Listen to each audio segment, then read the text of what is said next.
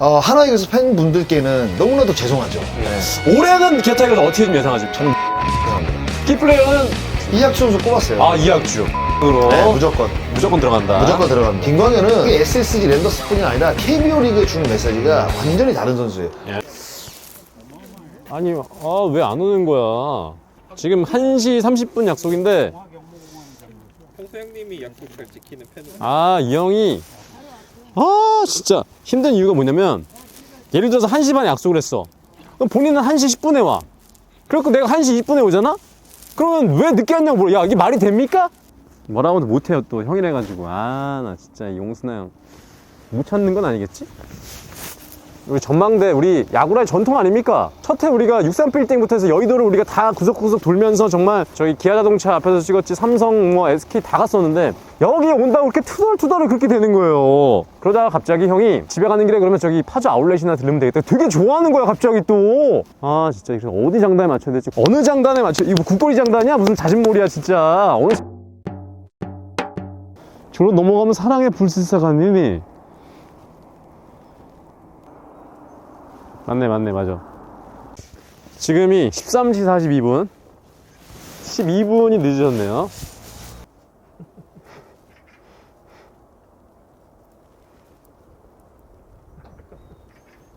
오셨습니까? 나 왜 찍냐? 무슨 일로 이렇게 늦게 오신 겁니까? 이거 갖고 오라 그랬지? 무슨 일로 늦게 오신 나 갖고 왔는데?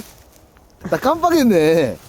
원래 이렇게 늦으신 일이 없잖아요. 네. 전에 병원 진료 좀 보느라고. 병원에 갔다 오느라고. 네. 대학병원이 네네. 이게 생각보다 너무 길어. 대학병원. 지가 늦었을 때는 한 말도 안 하고. 이거 봐, 내가 아까 얘기했지. 일단 저희가 여기서 티켓팅을 해가지고 들어가겠습니다. 전망대. 아니 이거 들어가지 말자니까. 아니 성인 4명입니다. 야, 왔다, 통일전망대. 나도 형 처음 와보지? 나 여기 처음 와봐. 야, 여기가 국립통일교육원 오르산 통일전망대네. 알아 나도 한글 읽을 줄 알아.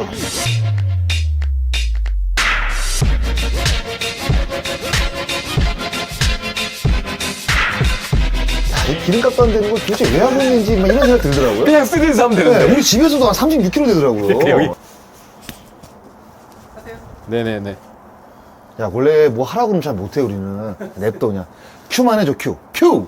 레디 큐.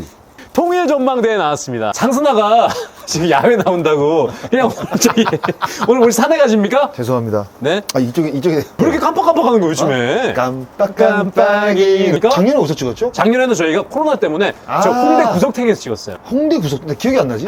깜빡깜빡이. 번지극적으로! 자, 들어가 보도록 하겠습니다. 근데 오늘 손가락 3개네. 추워가지고.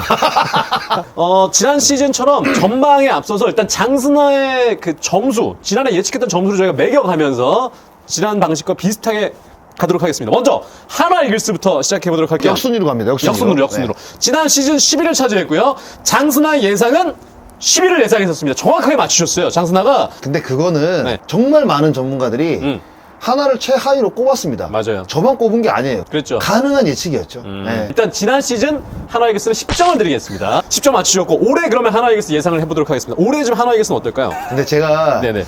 사실 그 예상을 하면서 하나이글스 팬분들께는 너무나도 죄송하죠. 네. 왜냐면 시즌 시작하기 전에 전망이라는 타이틀을 달고 약간 초를 치는 느낌이 드니까. 시작부터. 네. 근데 이제 어쩔 수가 없어. 지금 보시면 이탄한 선수는 없는데 뭐 영입한 거는 타자 터커만 선수밖에 없고 또 특별히 이렇게 영입한 게 없잖아요. 그러니까 제가 이제 말씀드리기가 제가 애매하다고 이제 이게 뭐 없어. 생각드리는데. 저희도 다 정리를 하고 왔는데. 네. 근데 올해도 사실 하나이글스는 네. 최하위가 될 수밖에 없는 사실 상황입니다. 간단하게 말씀을 드리면 하나이글스는 외부 영입이 없잖아요. 그러니까 다른 팀들을 봤을 때는 외국인 선수 뭐 다 바꾼 팀도 있고 그리고 또 새롭게 영입이 된 팀들도 많단 말이에요. 그래서 이제 하나이글스는 마이너스는 아니지만 플러스 요인이 없다는 부분이 그러니까. 네, 올 시즌에도 최하위로 제가 선택할 수밖에 없는 이유인 것 같아요. 그냥 젊은 선수를 열심히 해야 되겠습니다. 젊은 선수는 지금 많이 좀 올라왔죠. 특히 내야 같은 경우에는. 그런데 이제 터커먼을 중심으로 이제 양 코너가 조금 이제 아쉽다는 생각이 드는데 네, 하나 경기. 김태현 선수가 어. 이게 작년에 보여줬던 후반기 어떤 그 모습이 이 시범 경기 첫 경기부터 약간 나왔거든요. 그리고 이제 좀 부진했던 노승환이 이제 한 자리를 좀 잡아준다고 하면 외야 쪽은. 그렇게 되면 기본적으로 이 레귤러 멤버들은 좀 괜찮아요. 그런데 이제 뎁스가 그 선수들을 받쳐줄 만한 선수들이 정말 손에 꼽을 만큼 없거든요. 그럼 결국에는 한 시즌을 치르기 위해서는 이 뎁스가 약한 게 아마 올 시즌에도 마이너스로 분명히 작용이 될 것이다.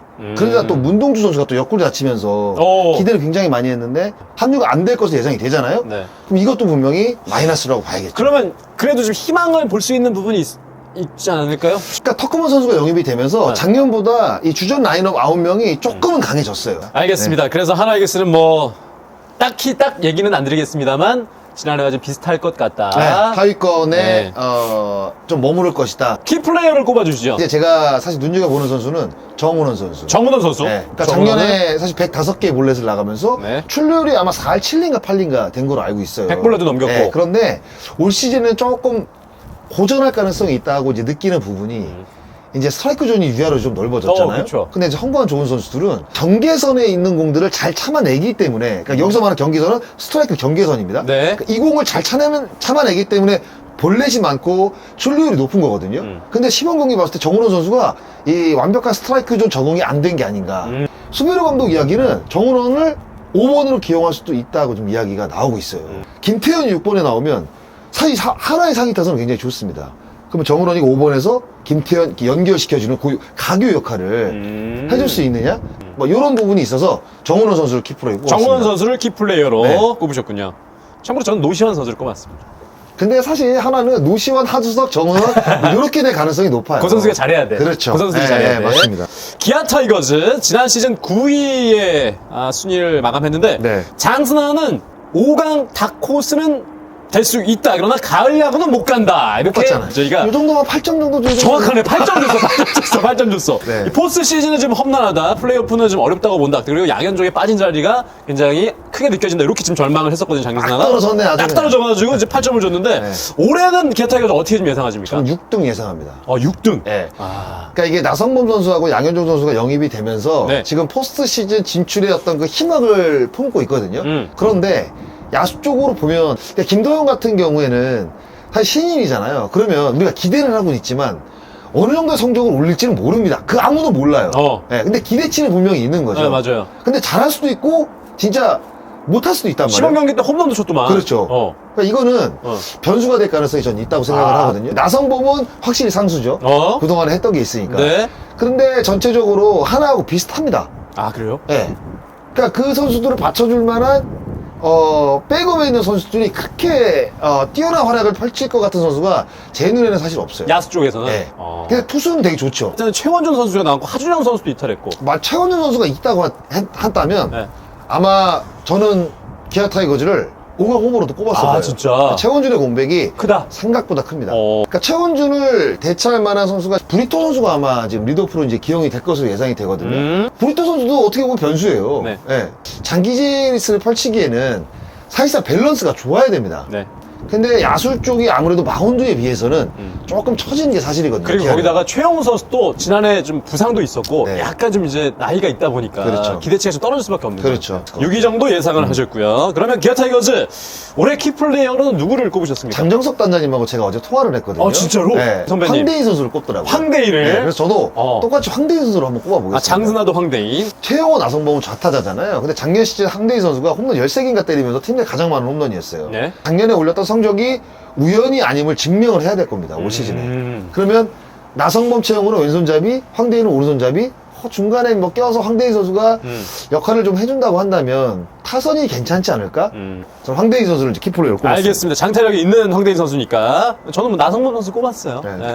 넘어갈게요. 그러니까 보면 항상 이렇게 노멀한 거 꼽잖아요. 누구나 다 예측할 수 있는. 네, 네. 알았어요. 150억의 값어치를 좀 해주셔야 되는 나성범 선수입니다. 네. 자, 이제 롯데자이언츠 이어갈 텐데요. 지난해 롯데자이언츠 순위는 8위였고요. 장순아의 예상은 처음엔 가을 야구를 못 간다고 이야기를 했었어요. 네. 그리고 앞에 편집해라 하면서 5강 싸움 정도는 된다 얘기했기 때문에 결국 점수는 저희가 6점을 드리도록 하겠습니다. 올해는 그러면 롯데자이언츠는 몇 점 정도 예상하십니까? 몇 점을 예상하냐고요? 몇 위를 예상하시나요? 올해는 몇 위를 예상하시나요? 큰 점을 예상합니다, 여기.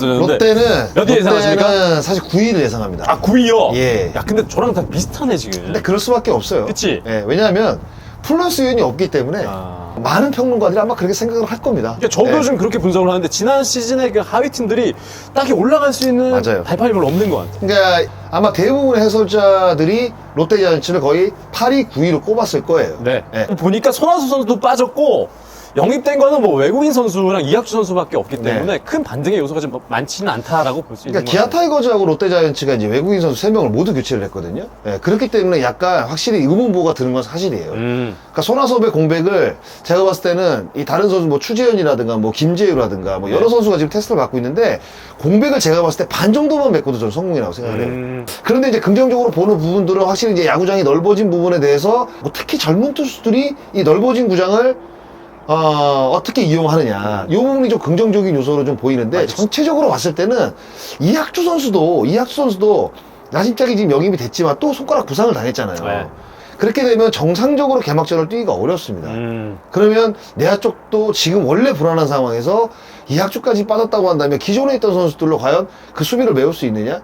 아무래도 의문부가 어렵다. 많습니다. 아. 네, 그러면 전체적으로 시즌을 시작할 때 변수가 너무 많아요, 롯데는. 그래서 저는 9위로 예상을 했습니다. 알겠습니다. 가을야구 키플레이어는 어떤 선수를 꼽으셨습니까? 이학주 선수 꼽았어요. 아, 이학주. 그러니까 많은 분들이 이학주 선수를 지금 꼽고 계실 겁니다. 네. 네, 롯데자이언츠 팬들도 그렇고 다른 야구를 좋아하시는 분들도 과연 이학주 선수가 이제 팀을 옮기고 나서 좀 개가천선된 모습을 과연 보여줄 수 있을지. 근데 이제 이학주 선수가 옛날에 그 고등학교 졸업할 때 정말 천재 유격수라는 얘기를 들었거든요. 그러니까 이제 네. 미국까지 갔죠. 네. 네. 그 동기생들 중에 가장 이제 좋은 성적을 냈으니까. 아.